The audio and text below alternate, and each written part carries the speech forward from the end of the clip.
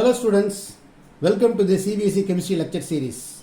Today we are going to discuss about a new chapter in chemistry, 11th standard chemistry, organic chemistry.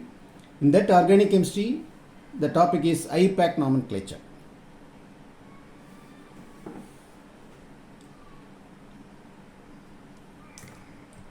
In that IUPAC Nomenclature, first of all you have to think about why we have to need an IUPAC nomenclature. The IUPAC letter stands for International Union for Pure and Applied Chemistry. Why we wanted this type of nomenclature system? If you think about in organic chemistry, carbon atom has a unique property. Unique property. What is that unique property? Is nothing but a catenation and isomerism. The catenation meaning is what? Carbon atom is linked with other carbon atoms in a varying lengths and shapes. That property you can call as a catenation. And the isomerism means having the same molecular formula but different structural formula. In all the cases, we have to give different names for those things or differentiate the names or distinguish the namings by some other unified methods. In order to systematize the nomenclature of organic compounds, IUPAC, International Union for Pure and Applied Chemistry, is an organization introduced in the 1947, framing a set of rules and regulations how to name an organic compound in a systematic manner. After that, the rules underwent a lot of modifications from time to time and incorporated all these things in 1979 and 1993. General rules for IUPAC system. General rules for IUPAC system. The most important feature of this system is that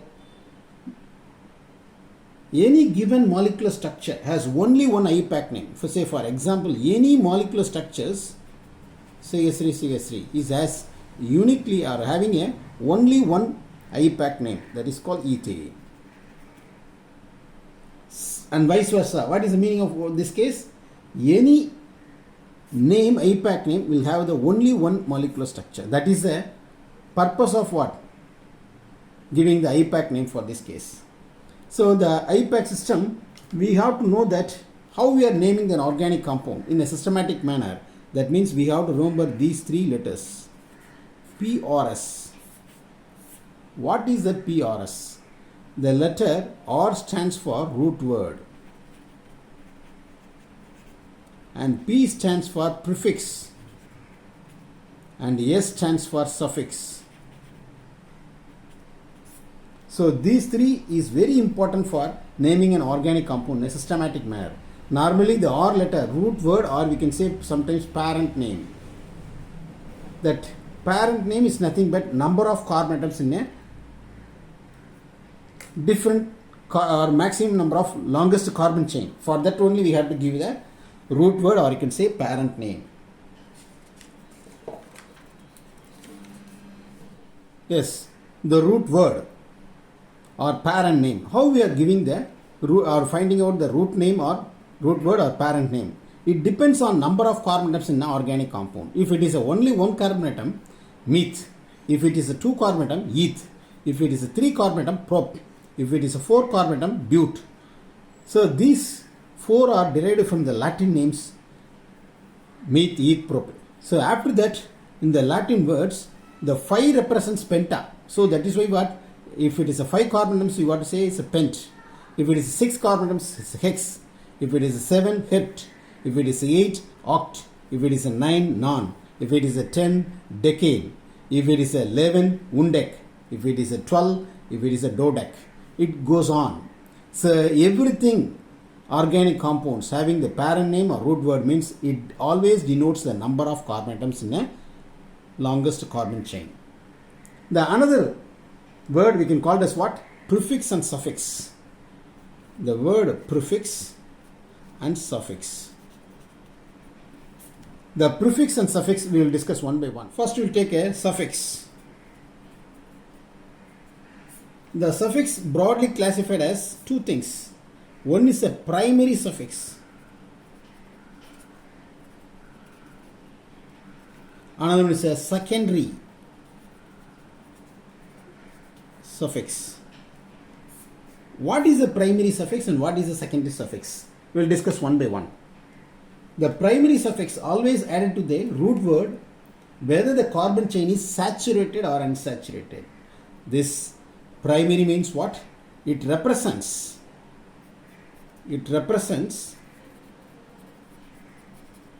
the root word is a saturated or unsaturated.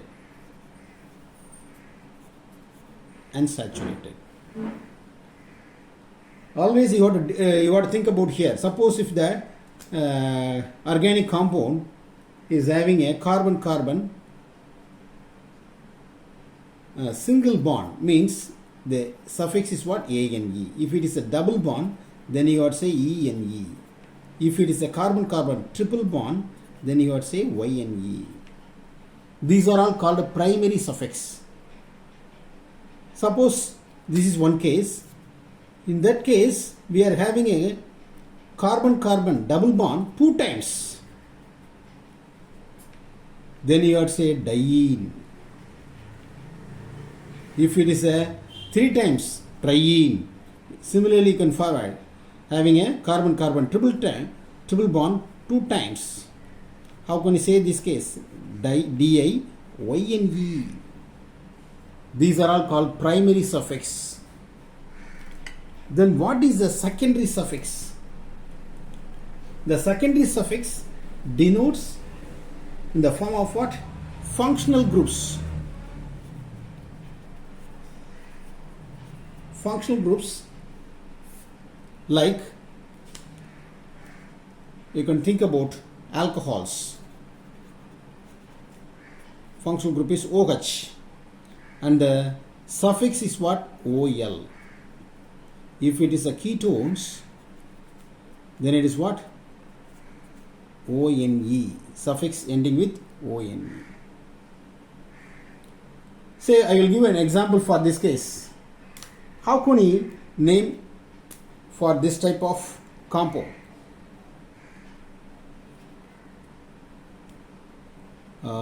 CH3, CH, double bond CH, CH2OH. We want to name this organic compound in a systematic manner. So I am going to give this example as a how we can use a suffix. 2 types of suffix are there. One is a primary suffix and another is a secondary suffix. You start numbering from here. 1, 2, 3, 4. 4 means what is the parent name? Bute. And is next one is what? Primary suffix. So where it is the double bond is there? In 2,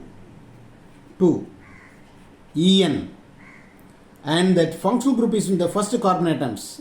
It has a suffix OL. It is a secondary suffix. You have to mention that one. That is also in which position? It is in the first carbon atom. So you have to put a 1 all. So you may ask like what? The E and E, the letter E letter is not included. Why? Because suppose you have to think about the suffix letter belongs to the AEIOU vowel, then you have to remove this E. This is a rule for this one. Okay, we will take prefix now. We will discuss prefix now. I already told you prefix also having a 2 types. One is a primary and one is a secondary. Primary prefix, another one is a secondary prefix. What is a primary prefix and what is a secondary prefix? So first we will take a primary. Primary means always in before the root word. That is called prefix. The primary is nothing but, suppose if it is a 1, 2, 3, 4, 5, 6 carbon atoms in a cyclic form, then you have to use the prefix word cyclo. So this is a prefix to the root word.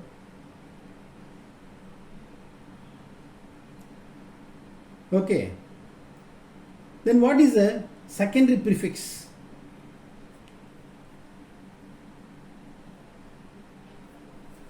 secondary prefix. Suppose if it is a functional group is having a halo, in this case X, this is called halo. Then OCH3, then it is called methoxy. These are all examples for secondary prefix. So now we come to the conclusion, how we can write the IUPAC names. So I already told you PRS, okay, PRS, the letter P stands for prefix, and that R stands for root word and S stands for suffix.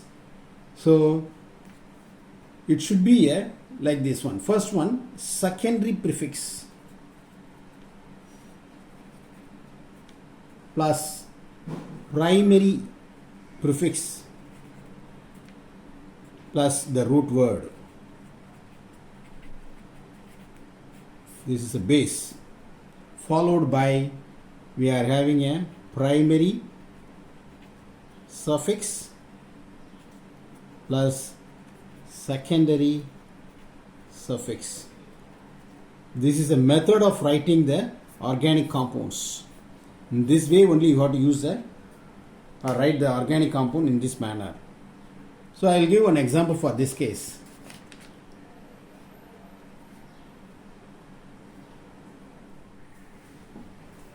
PRS, prefix, root word, suffix. While writing the IUPAC name including all these things, we will see one example. So here one example is given, a cyclohexane ring, Br and the first carbon atom, 2, 3, 4 we are having one alcohol groups. So we have to write this IUPAC name including all these prefix and suffix. So it is in the fourth position, you have to write a 4, or this is a functional group, you have to number from here only, 1, 2, 3, 4, 5, 6. So comparing these two functional groups, we are giving preference to OH groups. Therefore, it is in the fourth position we are having a bromo. Plus this ring is a cyclohexane.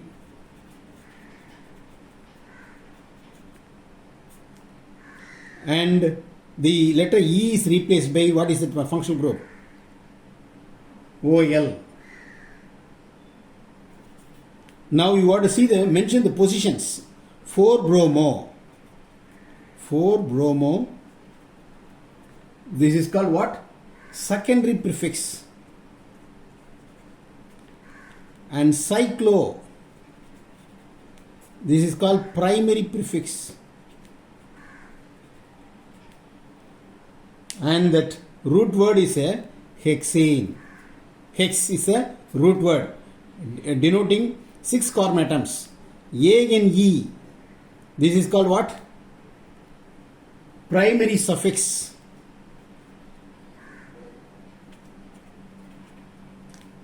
And alcohol in the first carbon atom, this is a secondary suffix. So an IUPAC include all these aspects: secondary prefix, primary prefix, root word, primary suffix and secondary suffix. So this is the best example. So this is the way of what giving IUPAC name to all the organic compounds. So thank you students. If you have any comments or what, any remarks, please mention in the comment box. Thank you students.